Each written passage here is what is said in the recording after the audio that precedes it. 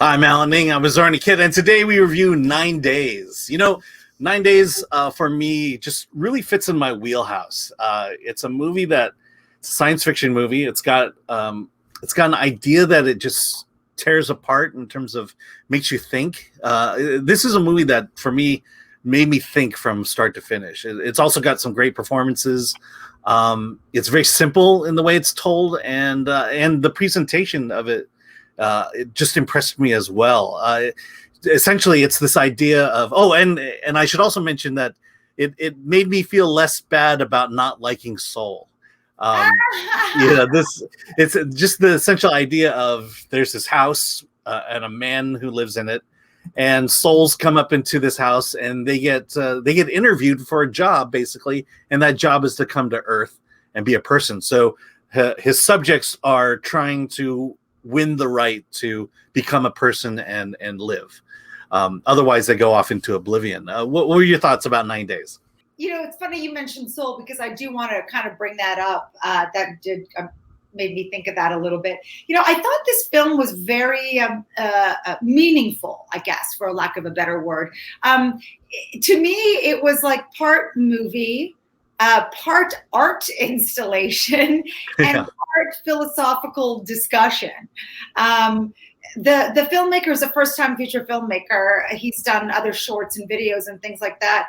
I'm not familiar with his work, but I was kind of thinking there's like a lot of Michel Gondry kind of coming into this movie for me. You have to, like you said, it's a take on how we arrive on this earth. There have been countless of movies like Soul that kind of explain that. But in the movie Soul, where the characters are practically like on a conveyor belt, going to be born onto Earth, like they're just going. In this movie, you really have to, being on Earth is being alive is a privilege, not a right. And so these souls have to audition and go through a series of tests that tests their character, that tests their, what if you were put in this situation? What would you do? Which, by the way, is almost a preposterous question if you really think about it, because how do we know how we would handle something unless we're truly in a situation? If someone were to ask me, well, you're in a car crash, what do you do? Well, I don't know what I would do. Would I go into shock? Would I go into action mode and want to save everybody? Like, I literally, and I'm alive. I'm not a soul auditioning to be born. I am on this earth. So I, as a human being, cannot predict how I will behave in a series of circumstances. So I'll just add to that. It made me think, how did these idiots get through?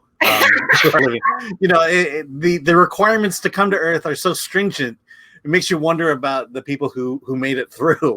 What were their criteria? We are to believe that you and I were among those that passed this criteria, then clearly the choices that we're making and how we're handling these situations, were things that our souls were saying before we arrived here, and therefore pass those tests. I don't know. Well, I like the fact that it opens with your first test is, here's a hypothetical Nazi situation where you're do you kill your daughter because you're forced to, or do you not do it and let the Nazis do it anyways?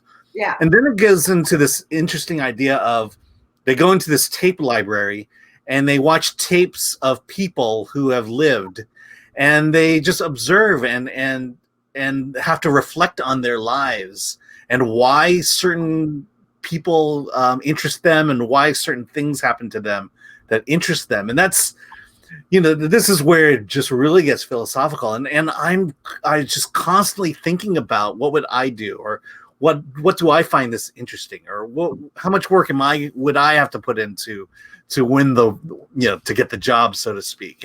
And this is what I love about this movie, is I'm just constantly thinking, and it's not just the interviewees that we're thinking about, but it's the interviewer played by Winston Duke.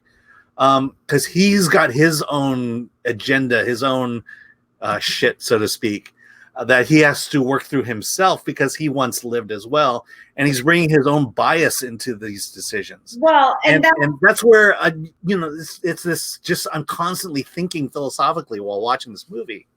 Well, yes, you're also thinking, well, who gave him that job? Like, how did he get that job? Who put him in charge? Because and is his criteria the right criteria? Yes, exactly.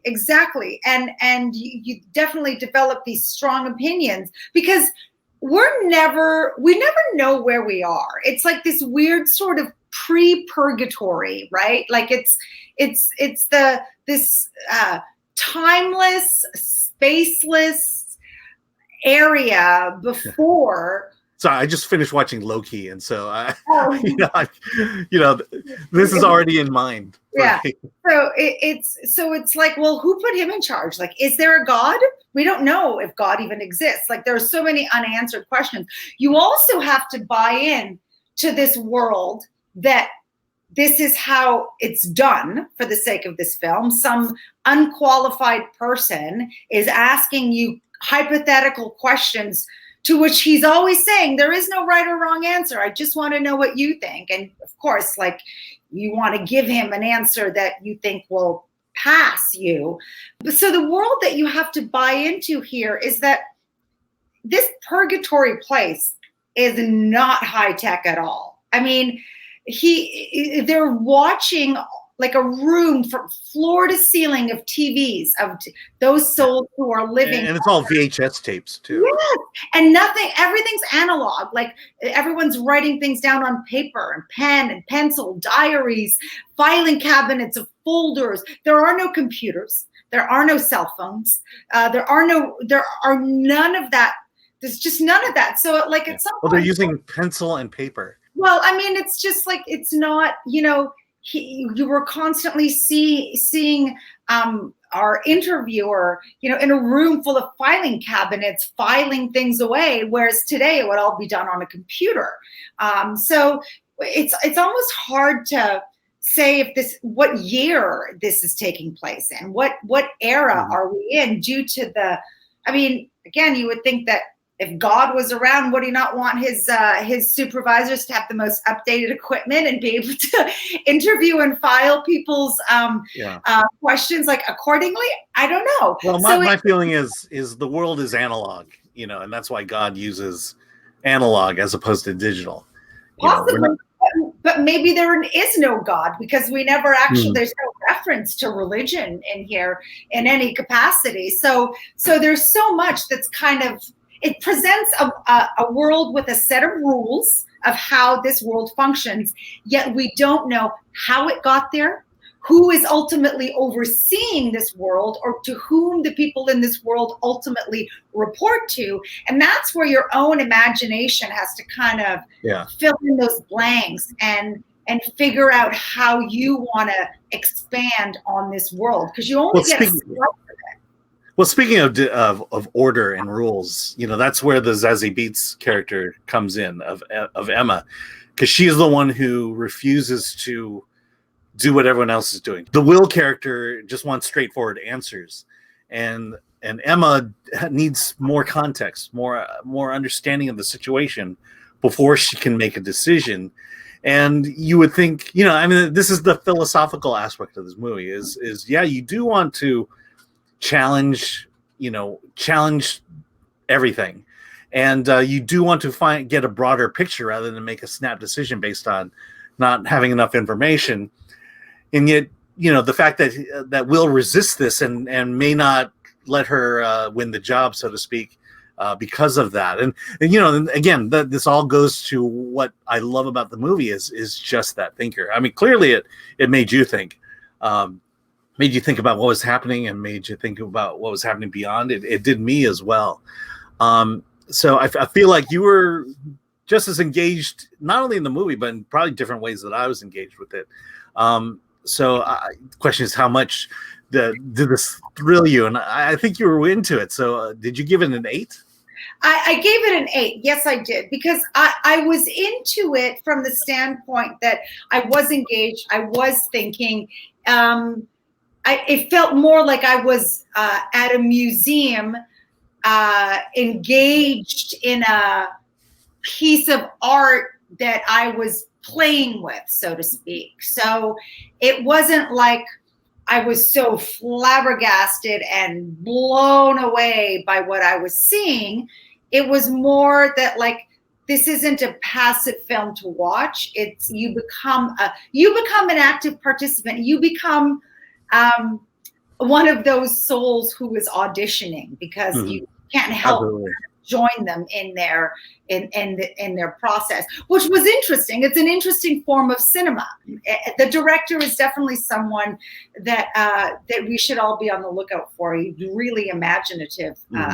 And so, yes, eight is my number. And I would also venture to say that you also gave it an 8, because you were so engaged. But I think you loved it more than I did. I think you were totally into all these characters, even more so. Like, I don't think you had any lulls. You were just hook, line, and sinker invested. Yeah, I did like it more. That's why I gave it an 8.5. Not only everything you said, but let me just add. The cast is just as amazing. Tony Hale. Tony Hale's, this guy. Go watch Eat Wheaties. Go watch this one. He's great. I know. The other thing is the dialogue in this is really good. It doesn't ever feel overly philosophical. It's very accessible, and it fits with the characters, which is another reason to like this. There are a lot of characters in this, mostly supporting, but each one had their own distinct personality, their distinct viewpoint. Tony Hale, we'll go back to him. He's not your typical Tony Hale character, yet he is. Yes. He's probably the Tony Hale you want to know, or will get to know if you know him personally. It's just so smart. And then the other thing is, this is a low budget indie, and it feels like it. And I think giving it more money would have just ruined the entire movie. If you miss Star Trek and you miss these human morality tales, 9 Days is that movie for you. And be sure to go see it. It's on VOD and theaters. And be sure to like, subscribe, comment below. Let us know what you thought of 9 Days. And with that, let's get out of here.